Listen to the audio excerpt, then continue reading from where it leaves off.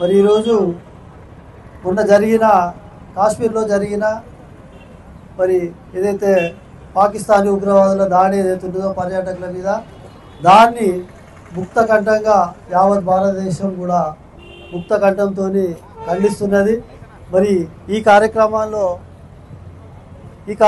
ఉద్దేశించి మా టీఎన్జిఓ రాష్ట్ర అధ్యక్షులు టీజీజీఎస్ చైర్మన్ మారం జగదీష్ అన్న గారు, అదేవిధంగా టీఎన్జిఓ రాష్ట్ర ప్రధాన కార్యదర్శి ముజీబ్ హుస్సేన్ గారి ఆదేశాల మేరకు మరి 33 జిల్లాల్లో కూడా టీఎన్జిఓ సంఘం పక్షాన ఈ దాడిని ముక్తఖండంతో కూడా ఖండిస్తున్నాం. మరి దానిలో భాగంగా 33 జిల్లాల్లో కూడా మరి వారికి శాంతియుతమైన కొవ్వొత్తుల రాయి కార్యక్రమాన్ని కూడా ఈరోజు హన్మకొండ జిల్లాలో మరి టీఎన్జిఓస్ పక్షాన కార్యక్రమాన్ని చేపట్టడం జరిగింది. మరీ ముఖ్యంగా జమ్మూ కాశ్మీరు అంటే భారతదేశానికి ఒక పర్యాటక ప్రదేశము. మరి భారతదేశం అనేది మరి సెక్యులర్ కంట్రీ. మరి ఇక్కడ అందరం కూడా ఎలాంటి కుల మత భేదాభిప్రాయాలు లేకుండా కూడా మరి అందరం కూడా అన్నదమ్ముల వలె మరి కలిసిమెలిసి మరి ఇఫ్తార్ అయితేమి, మరి అదేవిధంగా క్రిస్మస్ అయితేమి, రంజాన్ అయితేమి, బతుకమ్మలు అయితేమి, అన్ని పండుగలు కూడా మరి సందర్భంలో మరి భారతదేశాన్ని ఒక శాంతికి విఘాతం కలిగించే దిశగా ఈ పిరికి పందలైన పాకిస్తానీ ఉగ్రవాదులు మరి పర్యాటకులకు అంటే మరి ఆట విడుపు కోసం మరి ఏదైతే శ్రీనగర్లోని పహల్గాం గ్రామానికి విచ్చేసిన పర్యాటకుల మీద మరీ ముఖ్యంగా వారి మతాన్ని అడిగి మరి మతపరమైన సూక్తులను చదివించి దాడి చేయడం అనేది చాలా పిరికిమందమైన చర్య.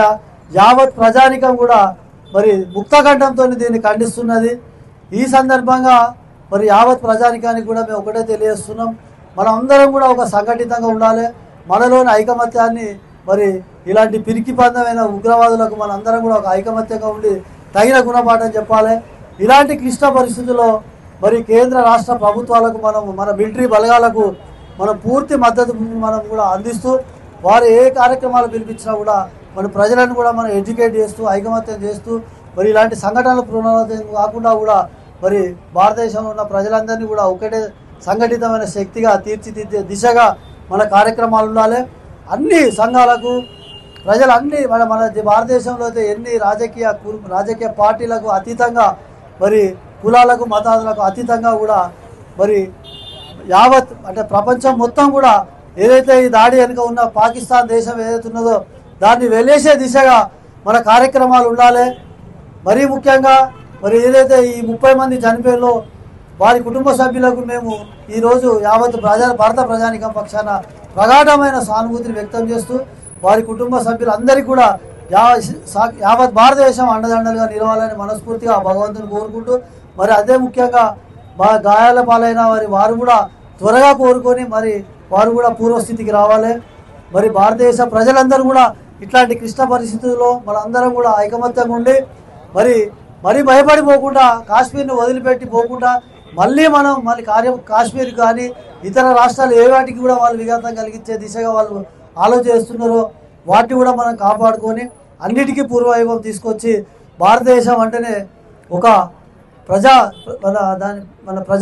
ప్రజాదేశం అని చెప్పి సెక్యులర్ కంట్రీ అని చెప్పి యావత్ ప్రపంచానికి కూడా తెలిసే దిశగా మరి ఈరోజు మనందరం కూడా కార్యక్రమాలు చేపట్టాలని తెలియజేసుకుంటూ మరి ఈ కార్యక్రమానికి మరి పెద్ద ఎత్తున ఇక్కడికి రావడం అందరు ఉద్యోగులు కూడా రావడం జరిగింది. మా ములుగు జిల్లా అధ్యక్షులు పోం రాజు గారు రావడం జరిగింది.